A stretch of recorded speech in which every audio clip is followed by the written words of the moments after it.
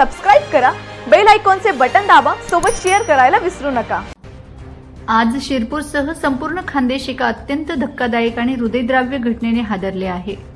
कुऱ्हाडीचा दांडा गोत्यास काळ या म्हणीची प्रचिती आणणारी एक अत्यंत दुर्दैवी घटना समोर आली आहे, जिथे मुलानेच घेतला जन्मदात्याचा बळी।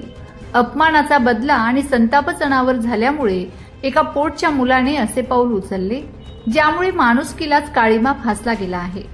शिरपूर येथील महावीर सोसायटीमध्ये दुपारी 2 वाजेच्या सुमारास ही रक्ताची होळी खेळली गेली।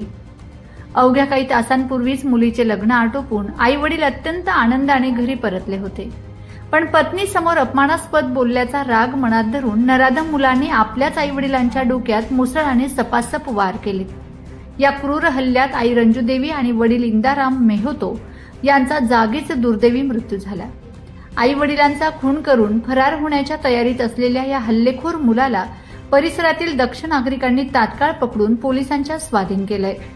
ज्या हातांनी लहानपणापासून मुलाला घास भरवला, त्याच जन्मदात्यांना मुलाने मृत्यूच्या दारात ढकलले।